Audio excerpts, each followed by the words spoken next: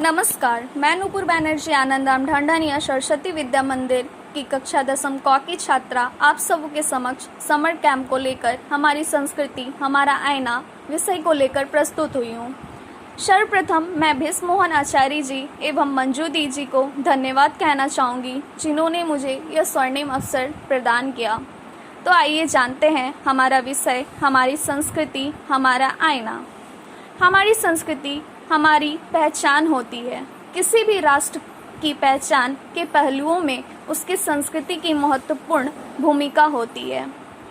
भारत सदियों से अपनी संस्कृति और विरासत के लिए विश्व धरातल पर जाना जाता है। भारतीय संस्कृति व सभ्यता विश्व की सर्वाधिक प्राचीन एवं समृद्ध संस्कृति व सभ्यता है। इसे विश्व की सभी संस्कृतियों की जननी मानी जाती है। अन्य देशों की संस्कृति तो समय की धारा के साथ साथ नष्ट होती रही है, किंतु भारत की संस्कृति व सभ्यता आदिकाल से ही अपने परंपरागत अस्तित्व के साथ अजर अमर बनी हुई है। संस्कृति किसी भी देश, जाति और समुदाय की आत्मा होती है। संस्कृति से ही देश, जाति या समुदाय के उन समस्त संस्कारों का बोध होता है जिसके सहारे वह अपने आदर्शों, जीवन मूल्यों आदि का निर्धारण करता है। अतः संस्कृति का साधारण अर्थ होता है संस्कार, सुधार, परिष्कार, शुद्धि, सजावट आदि। आज के समय में सभ्यता और संस्कृति को एक दूसरे का पर्याय समझा जाने लगा है, जिसके फलस्वरूप संस्कृति के संदर्भ में अनेक भ्रांतियां पैदा हो गई है। लेकिन वास्तव में संस्कृति और सभ्यता दोनों अलग अलग होती है। संस्कृति का क्षेत्र सभ्यता से कहीं अधिक व्यापक और गहन होता है। सभ्यता का अनुकरण किया जा सकता है, लेकिन संस्कृति का नहीं किया जा सकता है। भारतीय संस्कृति विश्व की प्राचीनतम संस्कृति में से एक है। यह माना जाता है कि भारतीय संस्कृति यूनान, रोम, सुमेर और चीन की संस्कृतियों के समान ही प्राचीन है। कई भारतीय विद्वान तो भारतीय संस्कृति को विश्व की सर्वाधिक प्राचीन संस्कृति मानते हैं। हमारे देश में वासुदेव कुटुंबकम की प्रक्रिया भी प्रचलित है। भारतीय संस्कृति का सर्वाधिक व्यवस्थित रूप हमें सर्वप्रथम वैदिक युग में प्राप्त होता है। वेद विश्व के प्राचीनतम ग्रंथ में से जाने जाते हैं। भारतीय विचारक आदिकाल से ही संपूर्ण विश्व को एक परिवार के रूप में मानते रहे हैं। इसका कारण उनका उदार दृष्टिकोण है। हमारे विचारकों की उदारचरिता नाम तो वासुदेव कुटुंबकम के सिद्धांत में गहरी आस्था रही है।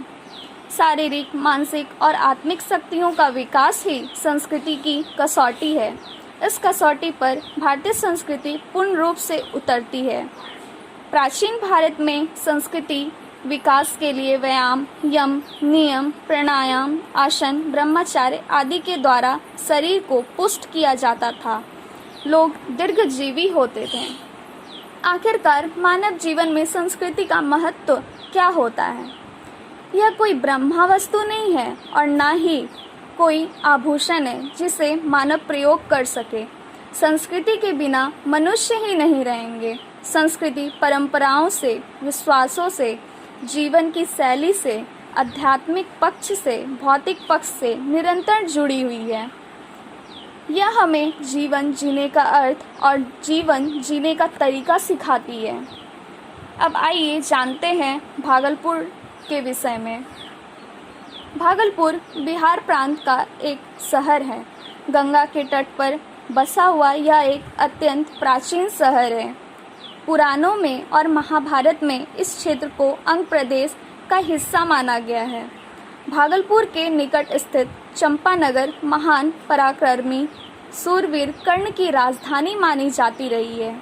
यह बिहार के मैदानी क्षेत्र का आखिरी सिरा और झारखंड और बिहार के कैमूर की पहाड़ी का मिलन स्थल है।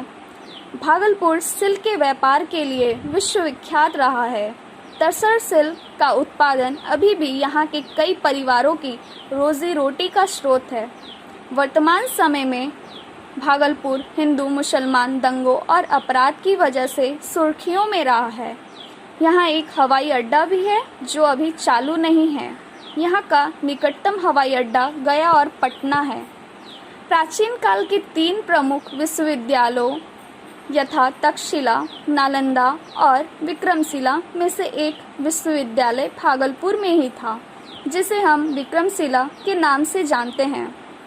पुराणों में वर्णित समुद्र मंथन में प्रयुक्त मथान अर्थात मद्रांचल तथा मथानी में लपटने के लिए जो रस्सा प्रयोग किया गया था, वह दोनों ही उपकरण यहाँ विद्यमान हैं और आज इनका नाम तीर्थ स्थलों के रूप में यह है कि वासुकीनाथ और मंदार पर्वत। पवित्र गंगा नदी को जाह्नवी के नाम से जाना जाता है। जिस स्थान पर गंगा को यह नाम दिया गया उसे अजगैबीनाथ कहा जाता है। यह तीर्थ भी भागलपुर में ही है। आइए जानते हैं भागलपुर पर एक छोटा सा कविता। गंगा के तट पे बसा हुआ शहर ए भागलपुर हमारा है। प्राचीन नाम है भगदत्तपुरम, ऐतिहासिक तथ्य खंगाला है। ना अंतरा ना कहानी ना मिश्रण लिखा है। भागलपुर शहर कितना मनोहर है, बस इतना लिखा है। चलो तुम्हें भागलपुर घुमाते हैं। शहर पे क्या क्या लिखा है यह सुनाते हैं। यहाँ के बाजारों की गलियाँ हैं घुमावदार। तिलका मांझी से नया बाजार सीधा लिखा है। बूढ़ानाथ मंदिर के घंटा से लेकर ततारपुर मस्जिद के अनजान तक लिखा है। खलीफा बाग के सॉफ्टी और सबोर का चिकन कबाब भी लिखा है। और सुनो यारो भागलपुर पे क्या क्या लिखा है। हर दिल में अशोक कुमार का गीत लिखा है। रविंद्र भवन, कुप्पा घाट और सैंडिस का भी हिस्सा लिखा है। और सुनो यारो भागलपुर पे क्या क्या लिखा है। दानवीर कर्ण की भूमि की ऐतिहासिकता लिखा है। शरद चंद्र के उपन्यासों में भी तो यहाँ का चर्चा लिखा है। वैरायटी चौक की हलचल से लेकर गंगा घाटों पर पसरे सन्नाटा तक लिखा है। और सुनो यारो भागलपुर पर क्या क्या लिखा है। और सुनो यारो भागलपुर पर क्या क्या लिखा है। भागलपुर की कृषि। यह कृषि उत्पादों और वस्तुओं का व्यापार केंद्र है। खाद्यान्न और तिलहन यहाँ पर उगाई जाने वाली प्रमुख फसलें हैं। चीनी मिट्टी, अग्निसा मिट्टी के भंडार यहाँ पाए जाते हैं। इसके आसपास के क्षेत्र में जलोढ़ मृदा और दक्षिण में छोटा नागपुर पठार की वनाच्छादित अपरी भूमि है। गंगा और चंदन नदियों द्वारा इस क्षेत्र की सिंचाई होती है। यहाँ एक कृषि विश्वविद्यालय भी है। यहाँ के उद्योग। प्रदेश उद्योगों में चावल और चीनी की मिलें और ऊनी कपड़े की बुनाई शामिल है। भागलपुर रेशम के उत्पादन के लिए भी विश्वविख्यात है। यहाँ एक रेशम उत्पादन संस्थान और कृषि अनुसंधान केंद्र स्थापित किए गए हैं। भागलपुर के सनहौला के अंतर्गत ग्राम पंचायत के दोगच्छी गांव में अधिक से अधिक आम का उत्पादन किया जाता है। भागलपुर के शिक्षा संस्थान के विषय में। भागलपुर विश्वविद्यालय यहाँ का प्रमुख शिक्षा केंद्र है। भागलपुर शहर में तिलका मांझी भागलपुर विश्वविद्यालय से संबंध तेज नारायण बनेली college, Marwari college, Bhagalpur engineering college, JLN medical college और अन्य महाविद्यालय उपस्थित हैं। सबौर में कृषि विश्वविद्यालय भी है। वर्ष 2011 से भागलपुर में इंदिरा गांधी राष्ट्र मुक्ति विश्वविद्यालय का क्षेत्र केंद्र भी खुल गया है। जेल रोड तिलका मांझी स्थित इग्नू के क्षेत्र केंद्र ने यहाँ कई नए पाठ्यक्रम आरंभ किए हैं और बांका, मुंगेर और भागलपुर के भीतरी हिस्से में अपने नए केंद्रों और प्रोजेक्ट्स के माध्यम से अधिक शिक्षा को सर्वसुलभ बनाने में योगदान दे रहा है। वर्ष 2014 में यहाँ संपूर्ण कंप्यूटर शिक्षा के लिए मानव भारती एजुकेशन मिशन तथा लाल बहादुर शास्त्री ट्रेनिंग संस्थान खुल गया है। विक्रमशिला विश्वविद्यालय को जीवित करने का काम अभी भी चालू है। भागलपुर के परिवहन के विषय में। भागलपुर बिहार के अन्य शहरों से सड़क के माध्यम से अच्छी तरह जुड़ा है। यह राष्ट्रीय राजमार्ग 80 पर स्थित है। विक्रमशिला पुल के बन जाने से यह शहर बिहार के उत्तरी राज्यों से सीधा जुड़ा है। भागलपुर की आंतरिक परिवहन auto rickshaw, tonga, e rickshaw आदि पर निर्भर है। भागलपुर में उल्टा पुल के पास बस टर्मिनल स्थित है, जहां से विभिन्न संस्थानों के लिए बसें जाती है, जिसे कोयला डिपो के नाम से जाने जाते हैं। जयप्रकाश नारायण हवाई अड्डा पटना उतरकर भागलपुर आया जा सकता है। यह हवाई अड्डा भागलपुर स्टेशन से 5.8 किलोमीटर दूर है। विक्रमशिला विश्वविद्यालय। विश्व प्रसिद्ध विक्रमशिला विश्वविद्यालय भागलपुर से 38 किलोमीटर दूर गांव के पास स्थित है। विक्रमशिला विश्वविद्यालय नालंदा के समकक्ष माना जाता था। इसका निर्माण पाल वंश के शासक धर्मपाल ने करवाया था। धर्मपाल ने यहाँ के 2 चीज़ों से प्रभावित होकर इसका निर्माण कराया था। पहला, यह एक लोकप्रिय तांत्रिक केंद्र था जो कोसी और गंगा नदी से घिरा हुआ था।